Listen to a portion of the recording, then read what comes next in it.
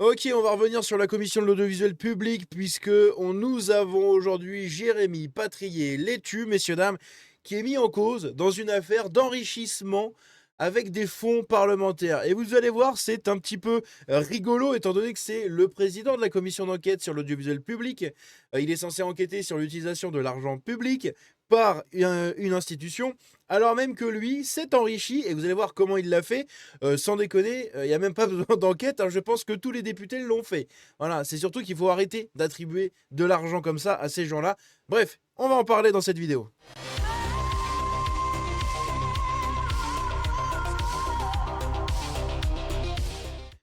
Donc. Alors, je vais juste réduire un petit peu pour que vous puissiez bien voir tout l'article. Voilà, donc c'est révélé par le site L'Incorrect, hein, voilà, le magazine L'Incorrect.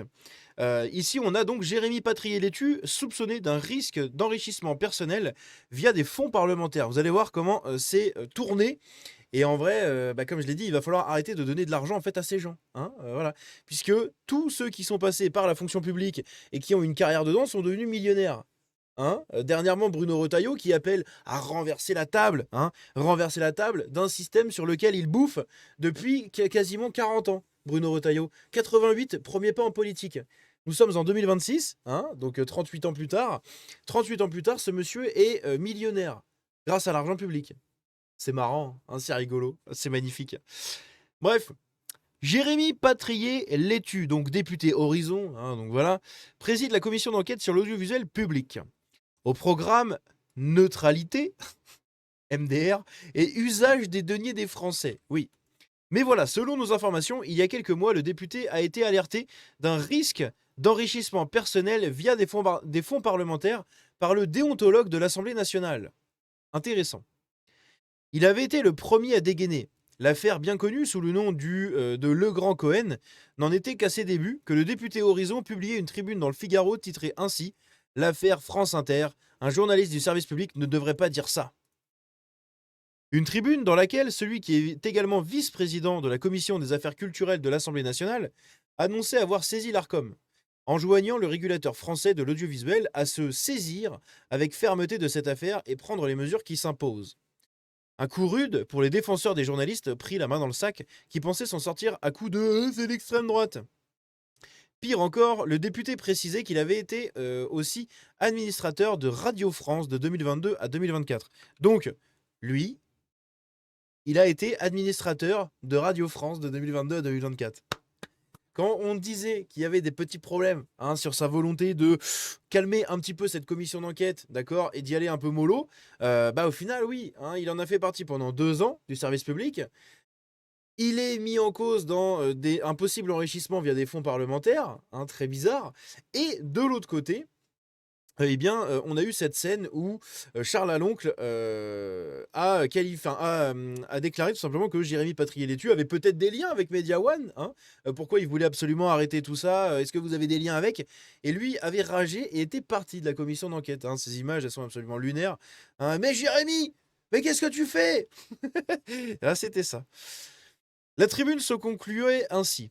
L'audiovisuel public appartient à tous les Français et non à ceux qui voudraient s'en servir pour infléchir le cours d'une élection. Nous, on fait ce qu'il faut pour Dati, Patrick et moi, hein, ça, c'était les phrases de Patrick Cohen et de Thomas Legrand. Alors non, un journaliste du service public ne devrait pas dire ça, et il ne devrait jamais penser que c'est anodin de le dire. L'affaire n'allait pas en rester là. Le 26 septembre, Éric Ciotti, président de l'Union des droites pour la République, déposait une proposition de résolution proposant la création d'une commission d'enquête sur la neutralité, le fonctionnement et le financement de l'audiovisuel public. À peine un mois plus tard, la commission des affaires culturelles et de l'éducation de l'Assemblée l'a jugée recevable.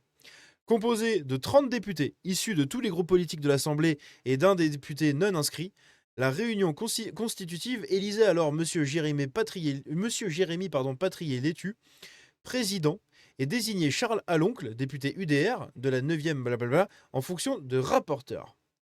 Bon, jusque-là, vous avez tous suivi, on est au courant. C'est là qu'est l'os.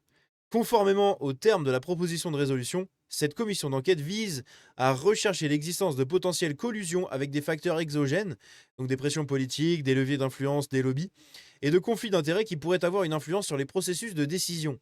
Faire le point sur la gestion, la répartition et l'utilisation des budgets consacrés à l'audiovisuel. Une question pointe alors son nez. Jérémy Patrier-Létu est-il la bonne personne pour présider cette commission?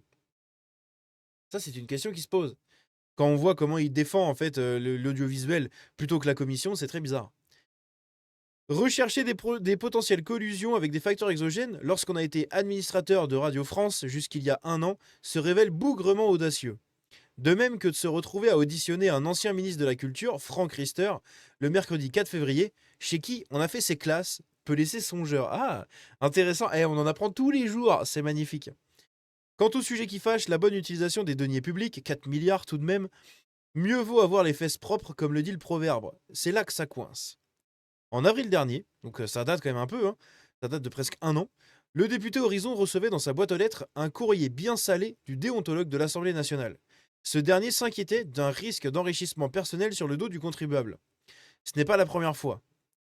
Tout l'argent de l'AFM, donc c'est l'avance des frais de mandat, remplacé depuis par la dotation de fonctionnement parlementaire, est pour lui, pardon, nous rapporte un témoin. Donc, tout l'argent de l'AFM est pour lui. Donc c'est quelqu'un qui nous dit ça. Que apparemment tout l'argent qu'il y a dans l'enveloppe, des frais de mandat, etc., de Jérémy Machin, tout cet argent-là, en fait, il le prend pour lui. Pour quelle destination? Eh bien, il paye son jardinier, il paye sa femme de ménage, il paye son logement à Paris aussi, explique un autre. Tiens donc. C'est bizarre, hein. Normalement, c'est fait pour payer des collaborateurs, payer des déplacements, payer du papier quand vous allez faire distribuer des flyers, payer un monteur vidéo si vous faites du contenu sur les réseaux. Bref, c'est fait pour payer des choses, mais ça ne doit pas aller dans vos poches. D'accord? Ça doit payer ce qui est en rapport avec votre fonction de député. Le député Horizon nous a contacté après publication de cet article, affirmant qu'il avait lui-même saisi le déontologue, ce que nous confirmons après vérification. Son objectif était de vérifier si le montage effectué ou prévu resterait dans les clous. Et donc il aurait une résidence principale payée en partie par l'Assemblée. Parlons de logement. Le député est propriétaire d'un bien dont il remboursait l'emprunt avec ses deniers personnels. Mais il a ensuite changé de stratégie, mettant ce bien en location. Le montant du loyer couvre dorénavant le montant de l'emprunt. Mais où habite-t-il désormais? Eh bien dans une location qui fait tiquer le déontologue. Premier problème, qui paierait le loyer? Sa compagne, lui par ses deniers personnels, et une partie significative par les moyens de l'Assemblée nationale, explique le déontologue, soit environ 1600 euros. Donc 1600 euros par mois, d'accord? Qui sont payés par sa compagne, donc sa femme, par lui, du coup, de son argent, et du coup par l'Assemblée nationale, via les frais de mandat, donc. En effet, les députés peuvent, selon certaines conditions, bénéficier d'un remboursement de leur loyer à hauteur de 1200 euros par mois s'ils optent pour la dotation d'hébergement. Pour les 400 euros restants, Jérémy Patrier-Létu piocherait dans la fameuse AFM, donc l'allocation des frais de mandat. Malin. Mais voilà, cette dotation s'adresse exclusivement aux députés ne disposant pas d'une solution d'hébergement en région parisienne. Or, lui, il est propriétaire d'un appartement à Paris. Voilà, donc ça, c'est par exemple, moi, j'habite en Charente-Maritime. Demain, je suis élu député, ça n'arrivera jamais, mais demain, je suis élu député. euh, eh bien, tout simplement, je pourrais bénéficier de ce truc-là pour avoir un logement, acheter un appart à Paris, ou louer un appart à Paris, histoire d'habiter sur place quand j'ai des choses, quand je dois y rester 2 3 jours, pour éviter de payer l'hôtel H24, quoi. Mais voilà, comme ils le disent, c'est uniquement quand t'as pas déjà d'un logement en région parisienne. Or, lui, il a déjà son appart, qu'il a mis en location depuis. Second problème, sa famille y habite-t-elle? En effet, le pied-à-terre financé par l'Assemblée nationale ne doit pas être la résidence principale du député. Et le propriétaire ne doit être ni le député, ni son conjoint, ni un de ses ascendants ou un de ses descendants. Or, il semblerait que le député y fasse vivre sa famille de manière permanente selon le déontologue. En effet, même si vous établissez que le logement ne constitue pas votre résidence principale, le fait que votre famille y habite de manière permanente laisse supposer que vous pourriez y résider plus que la durée strictement nécessaire à l'exercice de votre mandat et me paraît donc créer une présomption d'usage des lieux. Totalement. En gros, tu peux dire: «Oui, voilà, mais ma famille y vit parce que, quand je monte à Paris pour faire mes trucs, j'emmène ma famille», hein, voilà, admettons, il a genre un bébé, hein, il a une femme et un bébé. Sa femme ne travaille peut-être pas, peut-être qu'elle s'occupe du bébé. En gros, il monte à Paris, hein. Moi, par exemple, de Charente-Maritime, je pourrais monter à Paris si j'étais dans ce cas-là, imaginons. Je monterais avec ma femme, avec, le bébé et tu restes à Paris, en gros. le temps que tu fasses tes affaires et puis tu redescends après dans ton département où tu habites, quoi. Sauf que c'est encore une fois impossible parce que, apparemment ils y vivent beaucoup, très souvent même.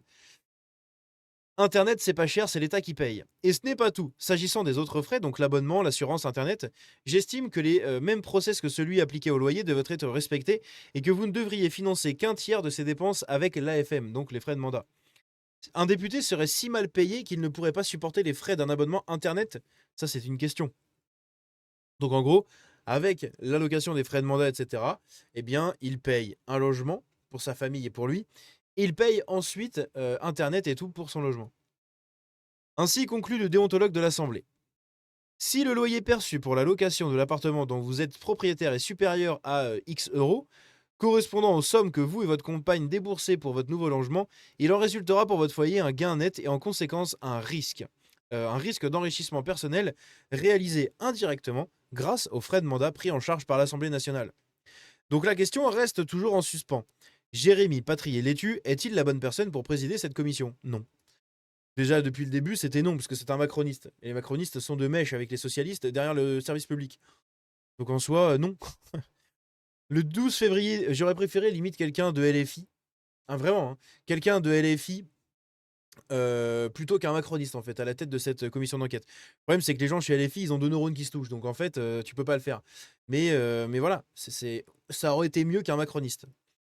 Le 12 février dernier, à la suite de la publication de cet article, la secrétaire générale de la questure de l'Assemblée nationale attestait que Jérémy Patrier-Létu ne bénéficie pas de la dotation d'hébergement d'un montant de 1200 euros par mois et rien n'a jamais bénéficié. Donc voilà, la question reste quand même en suspens.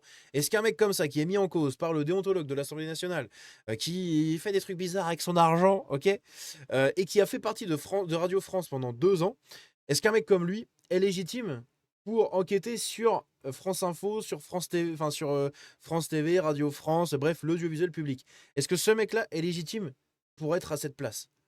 Moi, je pense que non. Moi, je pense que non, et je l'ai déjà dit depuis le début, tu ne peux pas mettre un macroniste pour enquêter sur un système macroniste. C'est débile.